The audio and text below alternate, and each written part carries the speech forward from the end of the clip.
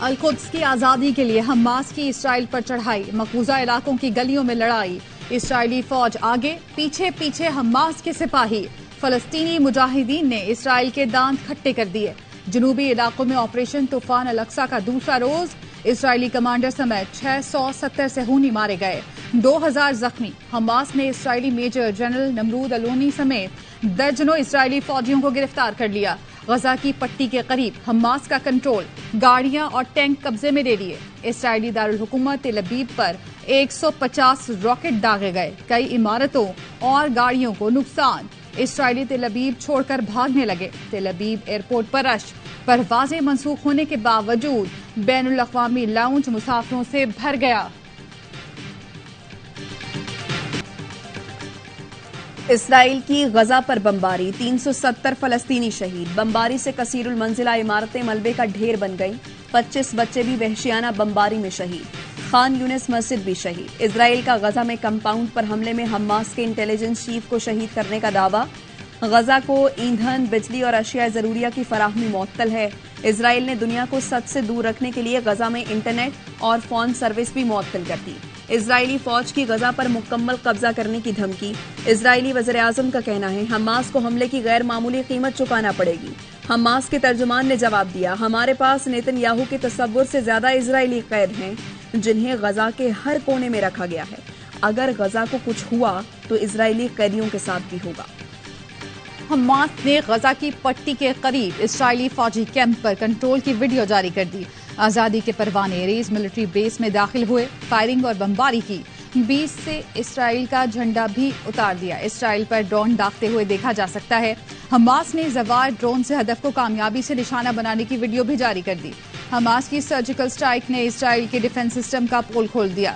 Intelligence ناکامی بھی دنیا میں ہزیمت کا باعث بنی۔ مٹھی بھر سرفروشوں نے چھٹی کا دودھ یاد دلا دیا۔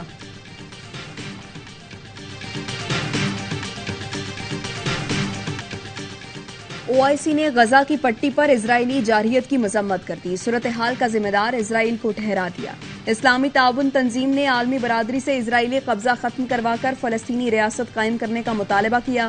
سعودی وزارت خارجہ نے کہا عالمی برادری اپنی ذمہ داری پوری کرے، 2 ریاستی حل پر عمل سے ہی خطے میں امن کا قیام ممکن ہو سکے گا۔ چینی وزارت خارجہ نے فریقین سے صبر اور تحمل کا مظاہرہ کرنے اور جنگ بندی کی اپیل کی۔ روس نے مذاکرات سے مسئلے کا پرامن حل تلاش کرنے پر زور دیا ہے۔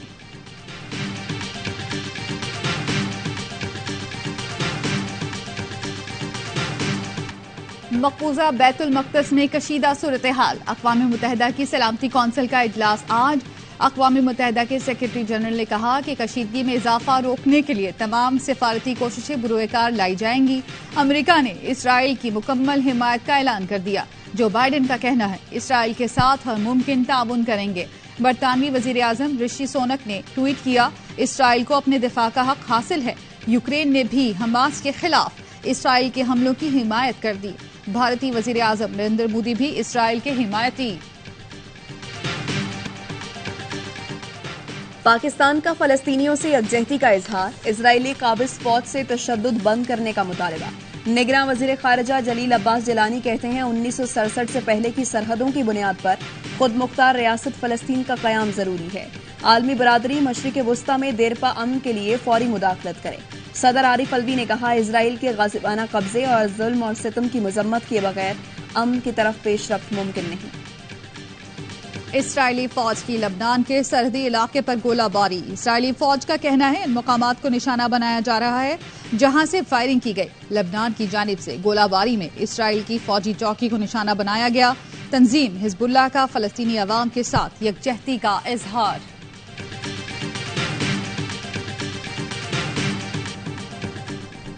آج پاکستان بھکاری بن گیا تو نواز شریف کیوں یاد آتا ہے؟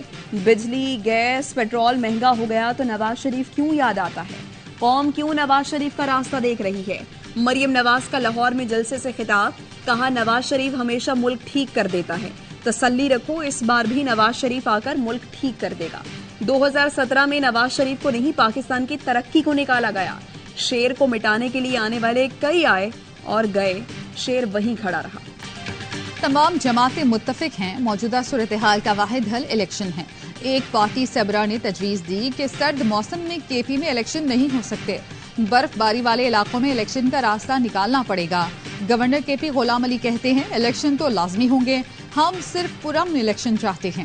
مولانا فضل الرحمان مخالف کو جیل سے باہر دیکھنے کے بیان کی وضاحت خود بہتر طور پر کر سکتے ہیں۔ 40 سال تک افغان مہاجرین کا بوجھ برداشت کیا، جن کو پناہ دی اب وہ احسان فراموشی کر رہی ہیں۔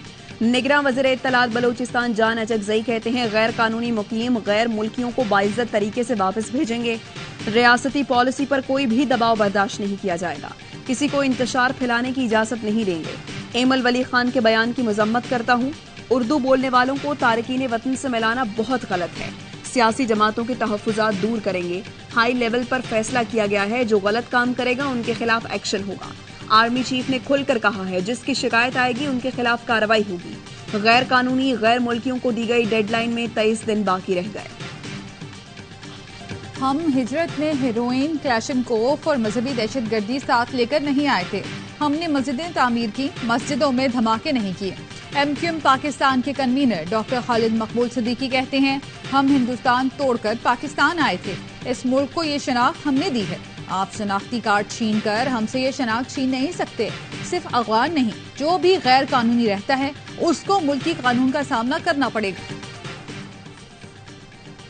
کراچی میں رہنے والے اردو سپیکنگ بانیان پاکستان کی اولادیں ہیں، انہیں غیر قانونی تارکین وطن کہنا مناسب نہیں۔ اے این پی رہنما شاہد سید کا بیان، کہا تمام غیر قانونی تارکین وطن کو اپنے ملک جانا چاہیے۔ افغان مہاجرین وطن واپس جا کر افغانستان کی معیشت کو بہتر کرنے میں حصہ ڈالیں۔ پکڑ دھکڑ اور بغیر کسی پلاننگ کے افغان مہاجرین کی واپسی کا عمل ناممکن ہوگا۔ پاکستان کے عوام بجلی، پیٹرول کی بڑھتی قیمتوں اور مہنگائی کی آگ میں جل رہے ہیں۔ کراچی کے حقوق پر تمام سیاسی جماعتوں نے چپ سادھ لی۔ حافظ نعیم الرحمان کا گورنر ہاؤس کے باہر جماعت اسلامی کے دھرنے سے خطاب، کہا تمام پارٹیاں آپس میں سر جوڑے بیٹھی ہیں کہ اگلی باری کس کو دینی ہے۔ جاگیردار اور وڈیرے غریب عوام اور ہاریوں کا گلا دبا کر اسمبلیوں میں آتے ہیں۔ آئی ایم ایف کے کہنے پر تنخواہ داروں پر ٹیکس لگایا جاتا ہے، جاگیرداروں پر نہیں لگتا۔ دھرنے میں جماعت اسلامی کے کارکنان کی کثیر تعداد میں شرکت۔ کوہلی کا کیچ گرایا، میچ بھی گرا دیا۔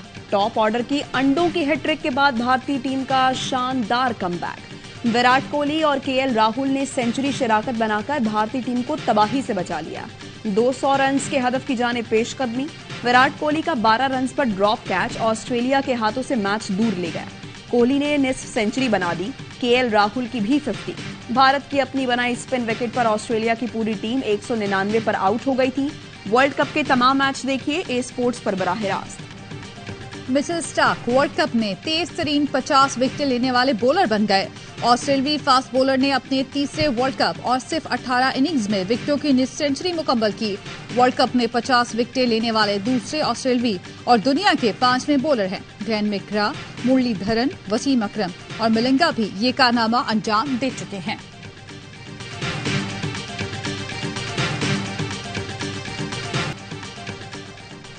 پاک فضائیہ کی جانب سے 14 ملکی بین الاقوامی فضائی مشق انڈس شیلڈ 2023 کا آغاز۔ انڈس شیلڈ کی افتتاحی تقریب پاک فضائیہ کے ایک آپریشنل ایئر بیس پر منعقد ہوئی۔ Air vice marshal Tariq Mahmood Ghazi, air officer commanding central air command کی تقریب کے مہمان خصوصی تھے۔ مشق میں ترکیہ، سعودی عرب، قطر، یو اے ای اور مصر کی فضائی افواج حصہ لے رہی ہیں۔ Air vice marshal Tariq Mahmood Ghazi نے کہا مشق پاک فضائیہ کے لیے ٹیکنالوجی کے فروغ، صلاحیتوں کو جدت سے ہمکنار کرنے میں مدد دے گی۔ ترجمان پاک فضائیہ کا کہنا ہے مشق سے فضائی افواج کے مابین باہمی افہام و تفہیم میں بہتری اور تعاون کو فروغ ممکن ہوگا۔ بھارتی سرحدی علاقوں میں موجود چمگادڑوں سے نپا وائرس پاکستان منتقل ہو سکتا ہے۔ قومی ادارہ صحت کا انتباہی مراسلہ جاری۔ متاثرہ چمگادڑ کے کھائے پھل سے وائرس انسان میں منتقل ہو سکتا ہے۔ شہری پھل کھانے سے قبل اچھی طرح دھوئیں۔ وائرس انسان اور جانوروں میں شدید بیماری کا سبب بنتا ہے۔ متاثرہ مریض 48 گھنٹے کے دوران کوما میں جا سکتا ہے۔ سانس کی شدید تنگی سے موت بھی ہو سکتی ہے۔ افغانستان کے تیسرے بڑے شہر ہرات میں زلزلے سے تباہی، اموات کی تعداد 2053 ہو گئی۔ 9240 افراد زخمی، 1300 سے زائد گھر تباہ۔ افغانستان کے آل راؤنڈر راشد خان کا ورلڈ کپ کی پوری فیس زلزلہ متاثر۔ کشمیر میں بھارت اور فلسطین میں اسرائیل انسانیت کا قتل عام کر رہا ہے، مساجد شہید کی جا رہی ہیں۔ وزیر اعظم کی معاون خصوصی برائے انسانی حقوق مشال ملک کہتی ہیں کشمیریوں کی ایک کے بعد دوسری نسل جان کا نذرانہ دے رہی ہے۔ بھارتی کرکٹ بورڈ نے ورلڈ کپ کے مہا مقابلے کے لیے مزید ٹیکس ٹکٹس جاری کر دیے۔ پاک بھارت ٹاکرے کے 14,000 مزید ٹکٹس کی فروخت شروع۔ اگست میں جاری کیے گئے ٹکٹس ہاتھوں ہاتھ لوٹ لیے گئے تھے۔ پاکستان سے بھی ہزاروں فینس نے ٹکٹس کی بکنگ کرائی، لیکن ابھی تک انہیں ویزے نہیں دیے گئے۔ دنیا کا سب سے بڑا اسٹیڈیم ورلڈ کپ کے سب سے بڑے مقابلے کی میزبانی کرے گا۔ ورلڈ کپ ICC کا ایونٹ ہے، مرضی کے پچز بنانا ٹھیک نہیں۔ ویزا صرف پاکستان اور بھارت کا ذاتی مسئلہ نہیں۔ چیمپئن کپتان یونس خان کی ورلڈ کپ ٹرانسمیشن میں گفتگو۔ کامران اکمل بولے سیکیورٹی خدشات کے باوجود بھارت میں ورلڈ کپ ہر لمحہ پرجوش میں ورلڈ کپ کا جوش عروج پر۔ کامران اکمل، یونس خان اور باسط علی کے ماہرانہ تجزیے، مصطفیٰ چودھری کے مختلف روپ، عادی کے چٹکلے۔ آج عائشہ عمر بنیں گی مہمان، کریں گی سامنا وسیم بادامی کے معصومانہ سوالات کا۔